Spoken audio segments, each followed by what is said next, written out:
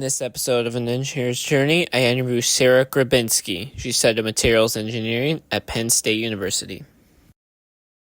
Hello, my name is Connor Dixon, and I'm here with Sarah. She is a VP of engineering at Safran, and she went to Penn State.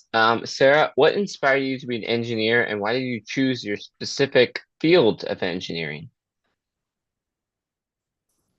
Well, I think the answer I'm going to give you is probably an answer you might get from a lot of other people, or it's a common answer. I think is in high school I liked math and science, and I was pretty good at it. So I knew that I wanted to use those skills, or I wanted to continue into a career that would use math and science, and I wanted to do something that was really practical. So to me at that time, that was engineering. I didn't want to just study theory or uh, teach or stay in the academic world. I wanted to really be able to work in industry and apply it. So that was what led me to engineering. I really liked chemistry specifically, so I started out in chemical engineering, but then I ended up finishing my studies and had a degree in material science and engineering. And what was some of your college experiences like at Penn State with, you said you changed your major, so how did that go? And what was some of your experiences in college? Yeah, so as you said, I went to Penn State. It's a very large school. So I went to Penn State knowing I wanted to study engineering, but I went with a pretty open mind because not everyone at Penn State is studying engineering. You have pretty much every major you could think of at a school of that size. So I knew I wanted to be in engineering, but my experience to start out was I had very, very large classes, hundreds of people in the classes. So they would be lectures where you didn't get to know the professor, you didn't get to know the students even that well. So after about a year and a half, I said, okay, I'm still really interested in the subject matter, but I wanted to have a little bit more of a personal experience. So I went and met with an advisor, one of the professors in the College of Material Science and Engineering.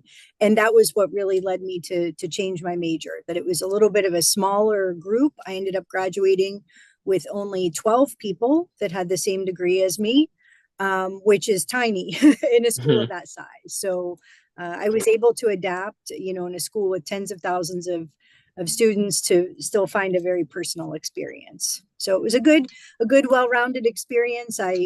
Most of my friends in college were not engineers, so it was always very interesting to see what other people were studying and learning and doing. So to me, that was really important, was to have a really open-minded and diverse. I know we use that word a lot, but a diverse experience in college. Not just focus on one thing. And what would be the biggest advice you'd give to a high schooler or a young engineer that wants to go up in the ranks and be better engineer? I would just say the best advice I could give would be keep your options open. I think it's important, especially if you want to study engineering or go into a technical field. It's important to, I would say, have some type of plan and some dedication to that plan. But most plans don't go exactly as you plan them. So it was always really important to me, and I'm happy with how it played out, was to keep my options open. And there might be a project, a professor, an internship, or something that presents itself to you that you would have never even thought of. I ended up in the aerospace industry, and that was not anything that I ever really thought about when I was in school. I was open to whatever industry I felt like I found the best job in, and happened to be aerospace. So I think keeping your options open is very important. Thank you. And what is the biggest challenge that you faced throughout engineering? It could be in one job and specifically that was just you couldn't stop it, or it could just be throughout multiple jobs. What's been your biggest challenge so far? Yeah. This was the toughest question on your survey for me, on your list of questions, because every day there's a new challenge. I would say there was a period of time where I left engineering. I still worked for the same company, but I went to work in product support or customer support for a while. And so I had to really have some different skills to be able to do that, to understand how manufacturing worked, to understand how finance worked, program management. And I think if I could do that again, I would ask more questions. I would better prepare myself for that. It was a great experience. It was a challenge that I would not exchange for anything, but it was a situation that I went into a little bit unprepared for. And so the way I got through it was to rely on my team, on the people around me, to ask questions, to rely on my manager. And in the end, you know, things work out. Being part of a team is one of the most important things at work, I think. So that's how I got through it. And what does a day in your life look like as an engineer currently in your current job today? Well, in my current job today, as boring as it might sound, I'm in a lot of meetings. So my day is usually pretty filled with meetings. There are some meetings that we have on a routine basis.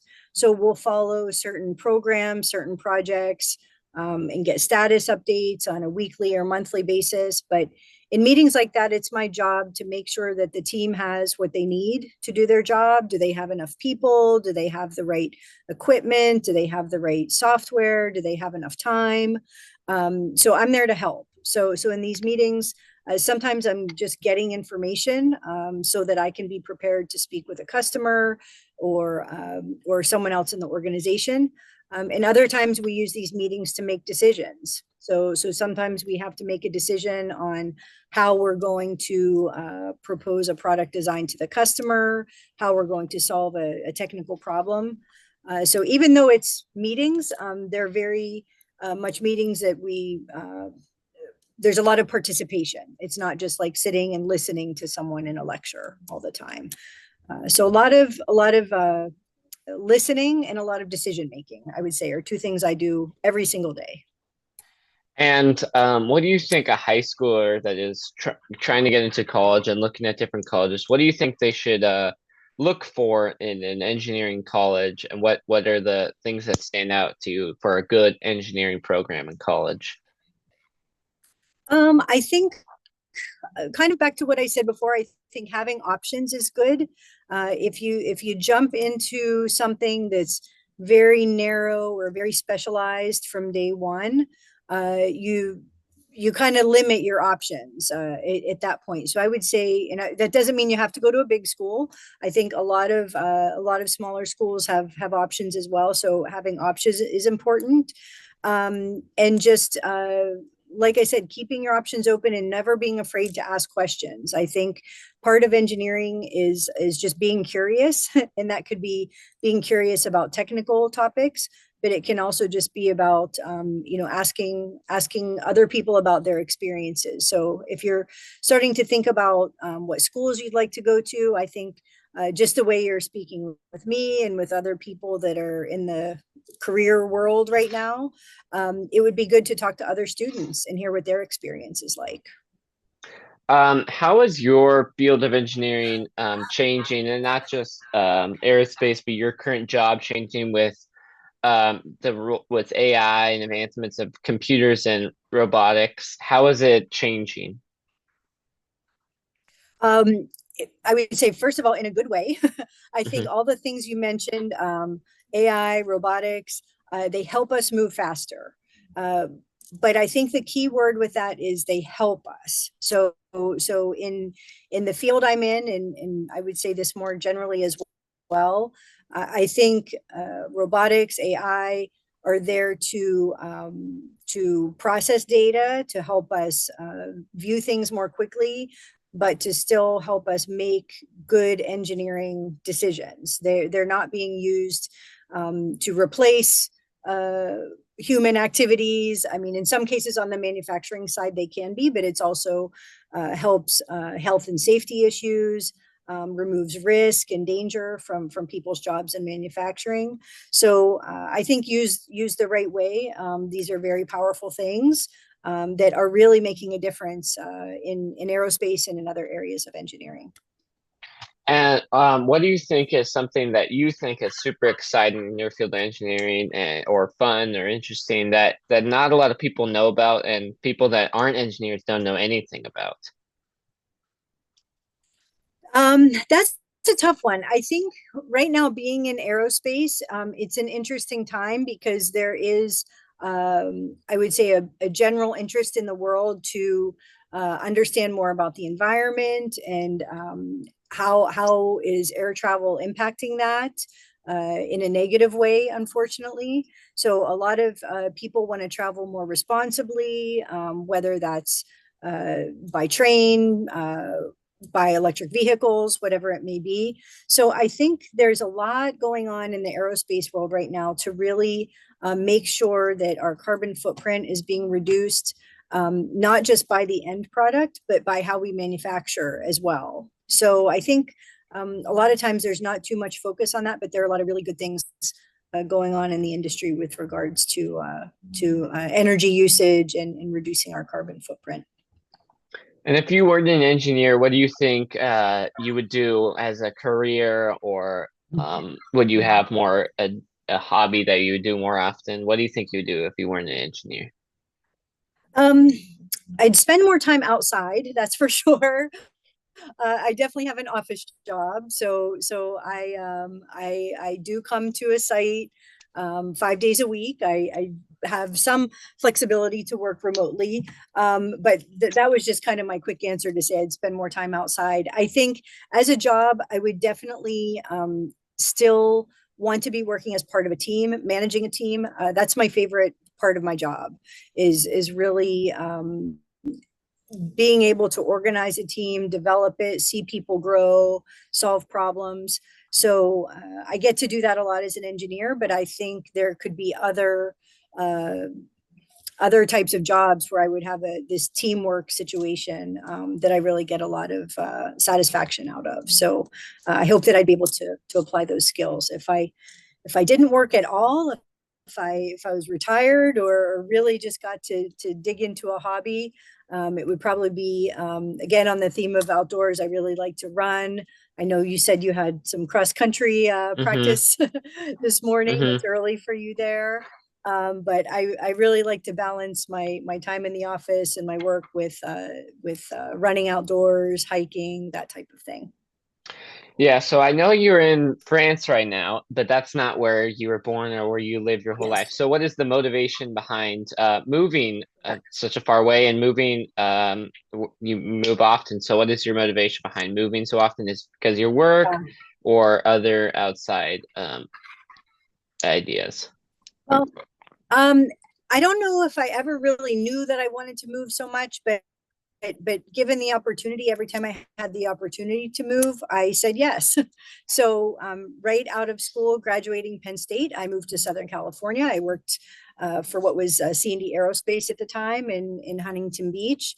And I think at that point, it just opened my eyes to a different part of the world. Even though it was still in the US, it was completely at the other end of the country. It was new, a lot of new people, a lot of new experiences.